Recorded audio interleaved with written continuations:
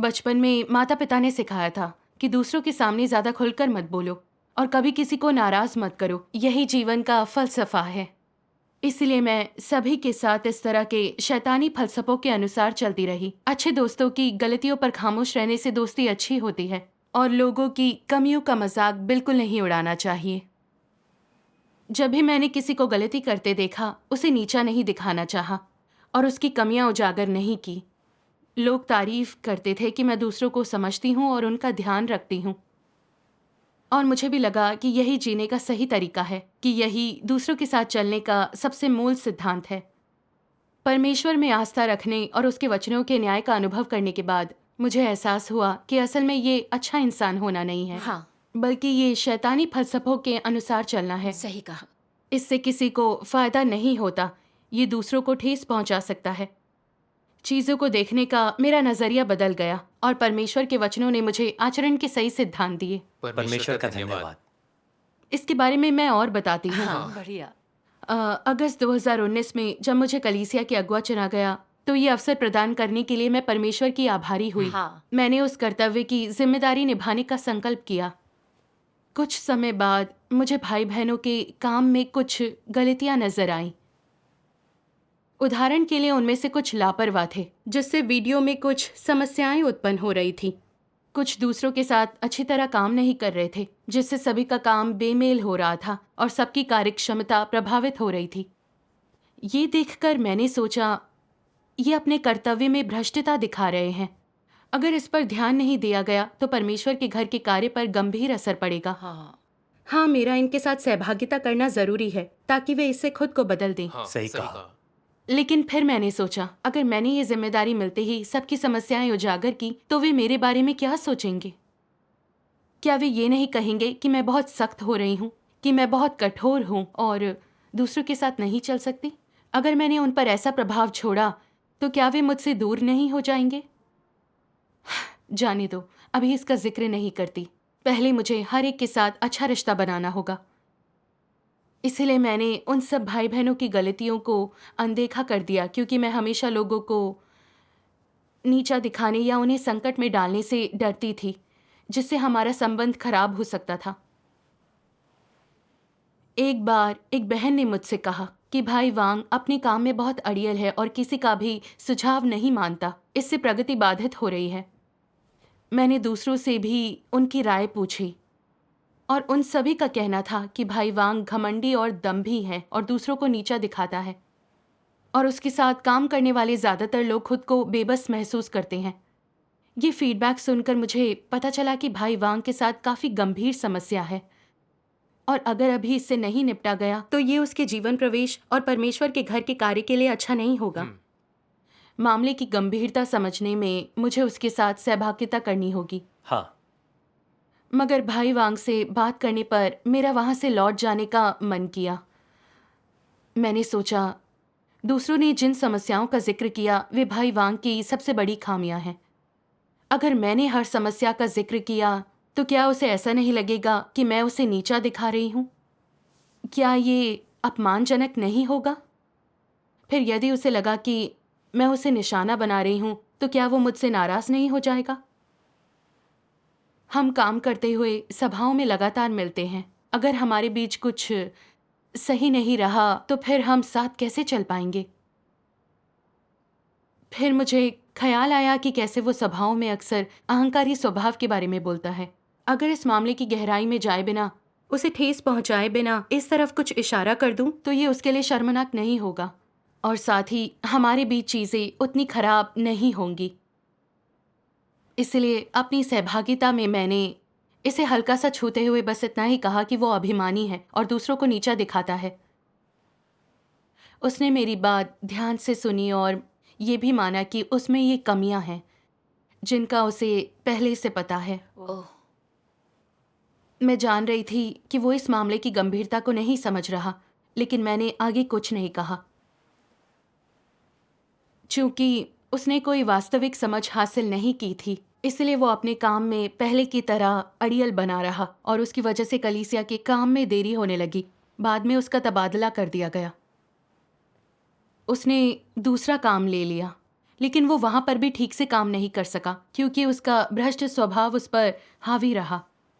एक दिन उसकी सुपरवाइजर ने गुस्सा होकर मुझसे कहा, क्या तुम भाई वांग की समस्याओं के बारे में जानती थी? अगर हाँ, तो तुमने उसके साथ सहभागिता क्यों नहीं की? उसके कारण हमारे काम की प्रगति पर काफी बुरा असर पड़ा है।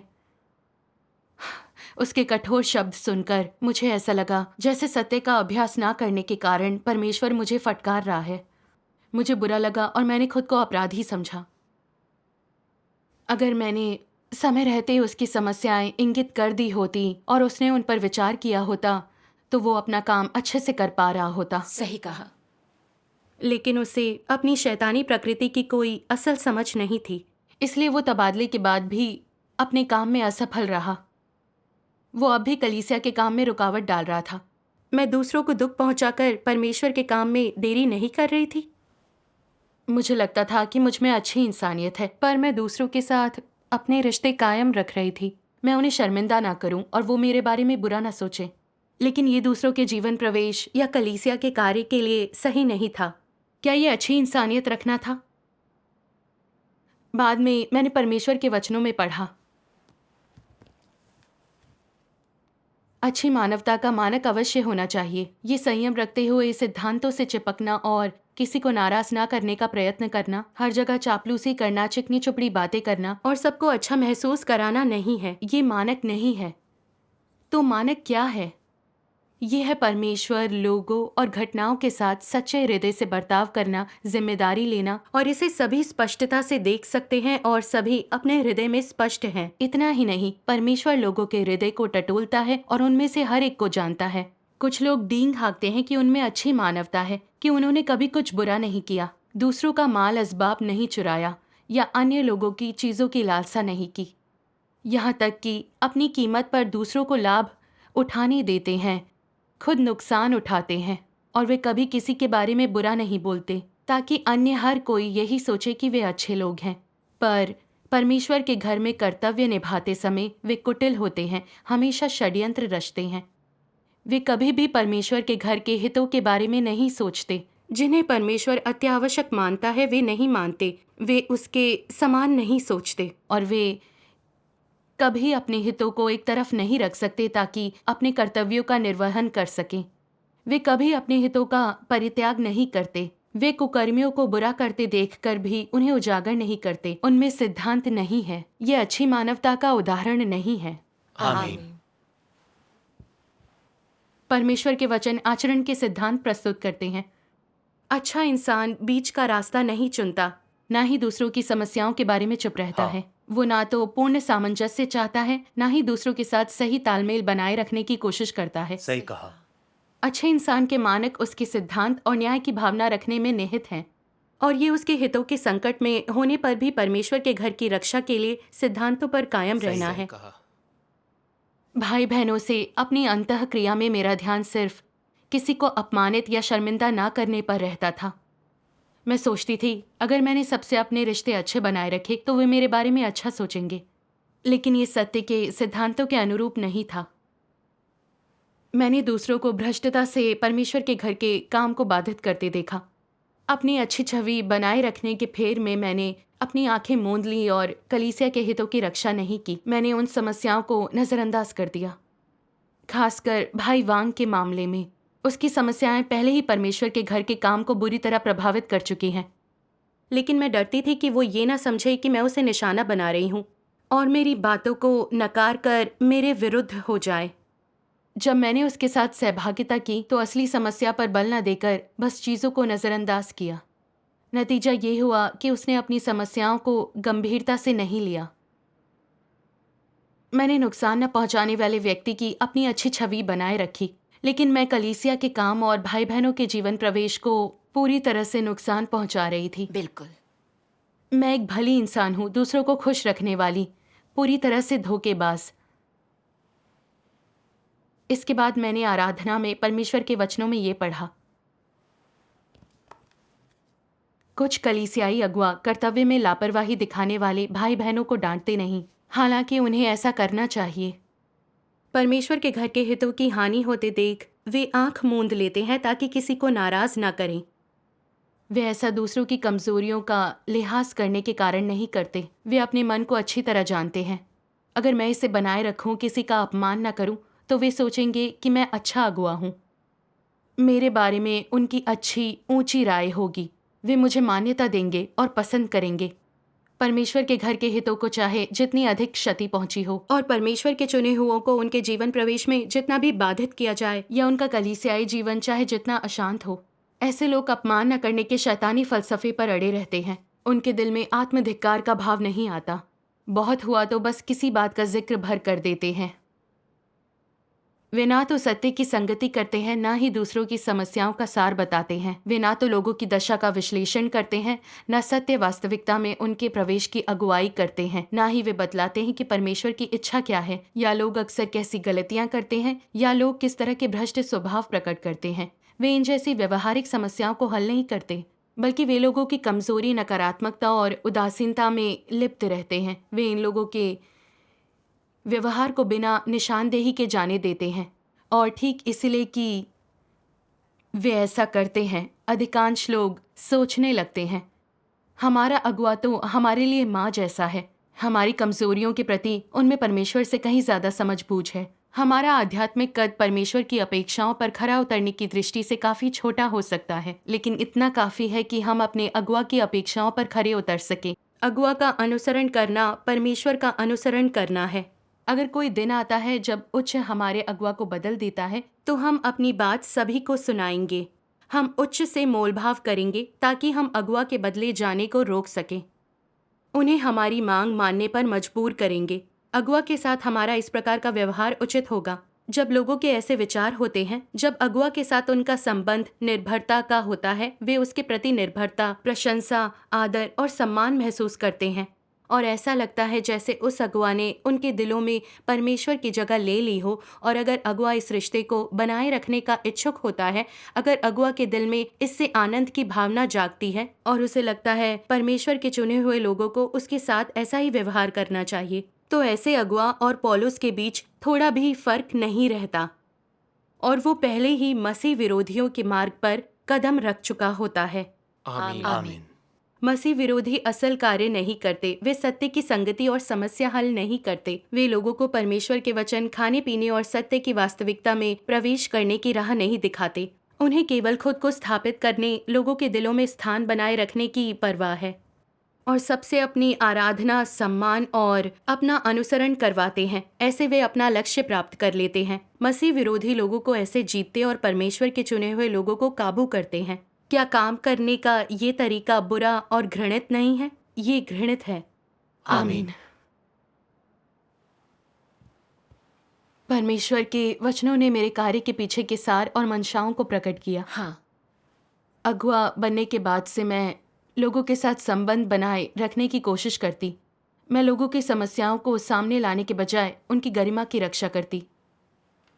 भाई वांग को कलीसिया के काम में रुकावट डालते देखकर भी जल्दी कुछ करने का भाव नहीं जगा। इसके बजाय दूसरों के बीच मेरी जगह बनी रहे, इसलिए इस पर ध्यान दिया कि मैं उसके बारे में कुछ गलत ना बोलूं। बाहर से मैं नुकसान न पहुंचाने वाली लगती थी, लेकिन ये सिर्फ एक मुखौटा था जिसने भाई बहनों को गुमराह किया। मैंने अपने अच्छे व्यवहार और मीठी बातों का इस्तेमाल लोगों को जीतने के लिए किया, ताकि वे मुझे पसंद करें और मेरी प्रशंसा करें। इस तरह मैं अपनी स्थिति मजबूत कर सकती थी। हाँ। मैं अपना रास्ता साफ रखना चाहती थी। वो मैंने परमेश्वर के घर के हितों की कीमत पर किया। सत्य के सिद्धांतों के खिलाफ कलीसिया के काम का नुकसान किया। मैं मसीह विरोधियों की राह पर चल रही थी।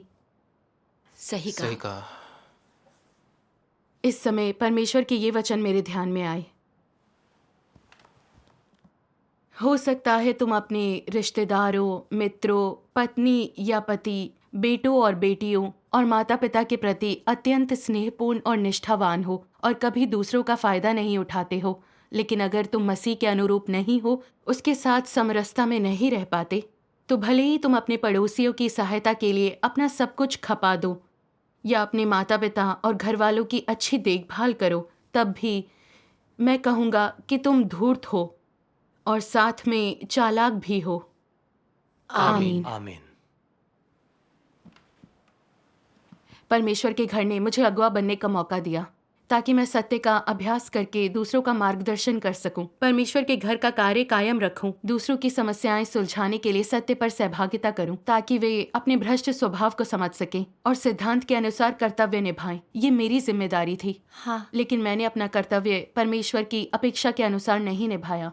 मैंने दूसरों के साथ अपने रिश्ते और प्रतिष्ठा कायम रखने पर ध्यान दिया, जिसने परमेश्वर के घर के काम को नुकसान पहुंचाया और दूसरों के जीवन प्रवेश में बाधा डाली। मैं शैतान की ओर से काम कर रही थी।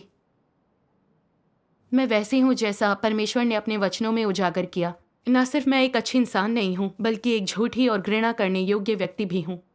अगर मैंने पश्चाताप नहीं किया और खुद को नहीं बदला तो मैं भाई बहनों के जीवन प्रवेश में एक रुकावट बनकर रह जाऊंगी। हाँ। आखिरकार मैंने दूसरों के साथ अपनी अंतःक्रियाओं में जीवन के अपने नियमों को समझा। मैंने वास्तव में देखा कि अच्छे दोस्तों की गलतियों पर खामोश रहने से दोस्ती अच्छी होती है और लोगों की कमियों का मजाक नहीं उड़ाना ये सच्चे आचरण के सिद्धांत नहीं। हाँ। मैंने पश्चाताप करने और अपने गलत लक्ष्य को सुधारने के लिए परमेश्वर के सामने जाकर प्रार्थना की। परमेश्वर का धन्यवाद। बाद में मैंने परमेश्वर के वचनों में ये पढ़ा,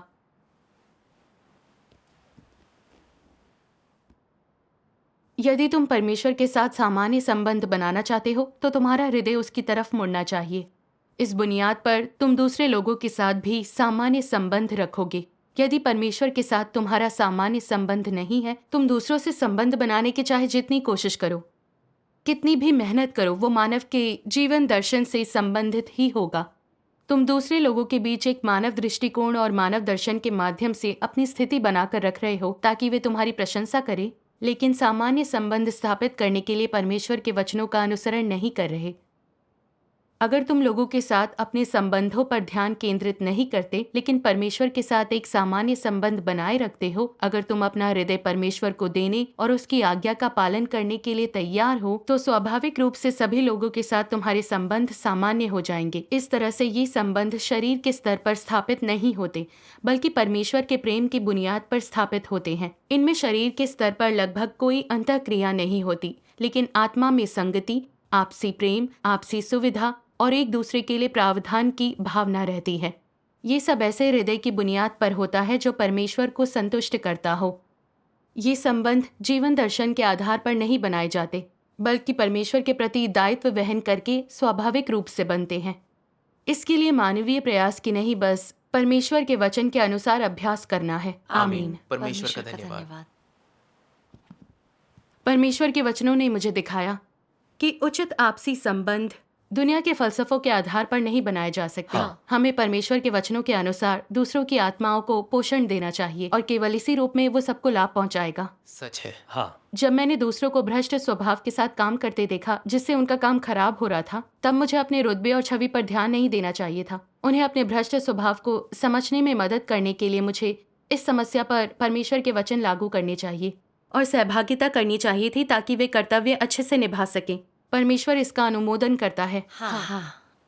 सभाओं में भाई वांग परमेश्वर के वचनों की रोशनी में खुद को समझने में सक्षम होता था, जिसका मतलब था कि वो अपनी समस्याएं हल करना चाहता है। वो समस्या की जड़ को नहीं समझता था और सच में खुद से नफरत नहीं कर पाता था। इसलिए समस्या आने पर वो अपनी भ्रष्टता में ही जीता रहा। वाकई। अगर मैंने समस्या के विश्लेषण के लिए परमेश्वर के वचनों का इस्तेमाल किया होता ताकि वो उनमें अभ्यास का मार्ग खोज सकता, तो इससे उसे वास्तव में मदद मिलती। हाँ, सही कहा। इसका एहसास होने पर मैं अपना लक्ष्य बदलकर परमेश्वर की अपेक्षा अनुरूप काम करना चाहती थी।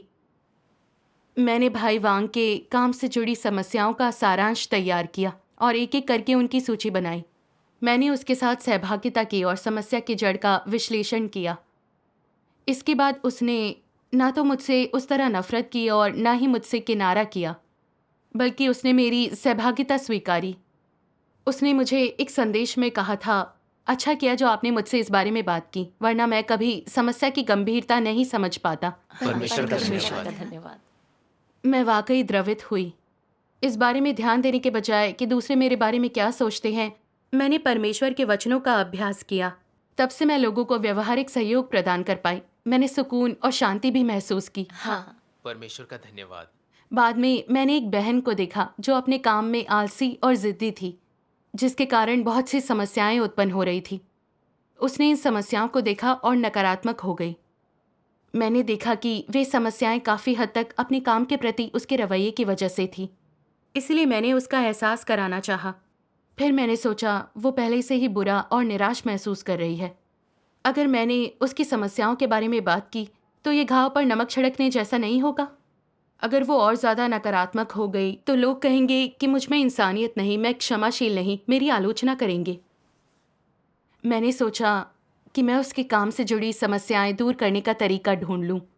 फिर मुझे उसकी समस्याओं का जिक्र नहीं करना पड़ेगा।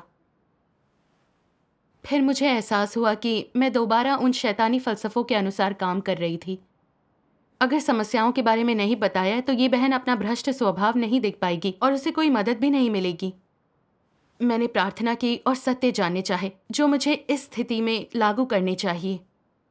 इसके बाद मैंने परमेश्वर के ये वचन पढ़े। परमेश्वर अपने कार्यों में कभी अस्थिर नहीं होता।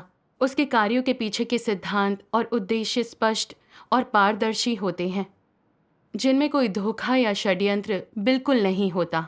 दूसरे शब्दों में, परमेश्वर के सार में कोई अंधकार या बुराई शामिल नहीं होती। परमेश्वर बीच बचाव नहीं करता, वो मानुषिक विचारों से बेदाग है। उसके लिए एक का मतलब एक है और दो का मतलब दो है, सही का मतलब सही है और गलत का मतलब गलत है। कोई दुविधा नहीं है। आमीन। आमीन। आमीन। इसने मुझे दिखाया कि परमेश्वर अपने वचनों और कर्मों में बहुत सिद्धांतवादी है। हाँ, परमेश्वर लोगों के सही काम करने का अनुमोदन करता है, पर जब वे सत्य के खिलाफ जाकर परमेश्वर के घर के हितों को नुकसान पहुंचाते हैं तो वो घृणा करता है। सही हाँ। कहा। परमेश्वर अपने कर्मों में बिल्कुल स्पष्ट है, उनमें कोई अस्पष्टता नहीं। सही सही कहा। कहा। इससे ख्याल आया कि प्रभु यीशु को क्रूस पर चढ़ाए जाने से पहले किस तरह पतरस ने कहा था, हे प्रभु, परमेश्वर ना करे, तेरे साथ ऐसा कभी ना होगा। फिर भी प्रभु ने कहा, हे शैतान, मेरे सामने से दूर हो। ऐसा कहकर पतरस परमेश्वर के कार्य के रास्ते में खड़ा हो रहा था, इसीलिए परमेश्वर ने उसे शैतान के रूप में पहचाना। हाँ। प्रभु यीशु पतरस के आत्मसम्मान को ठेस पहुंचाने या उसे परेशान करने के डर से पीछे नहीं हटा।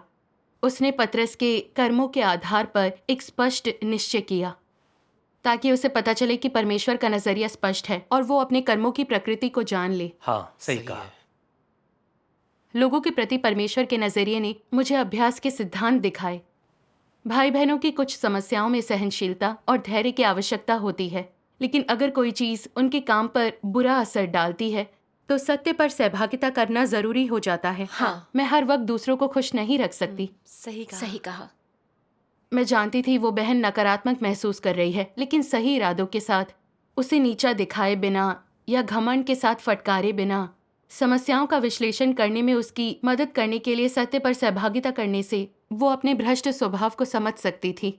फिर हम अभ्यास का मार्ग खोज सकते थे जो परमेश्वर की इच्छा अनुरूप होता सही है। कहा।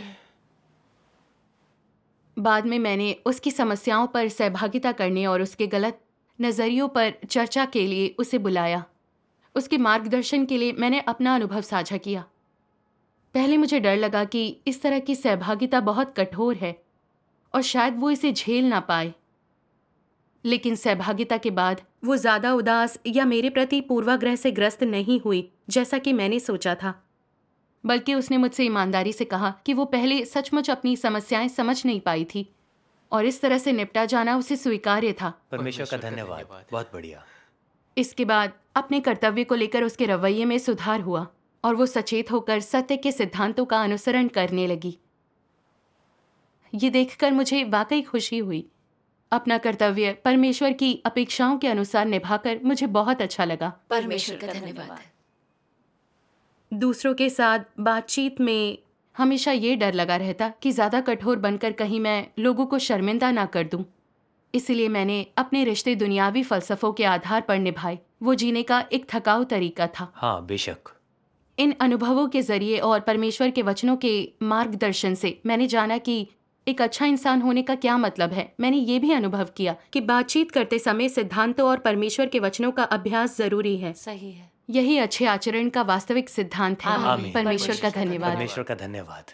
ये एक जीने का शानदार सही तरीका है। कहा। परमेश्वर का धन्यवाद। ये वाकई एक अच्छा अनुभव हाँ, है। परमेश्वर का धन्यवाद।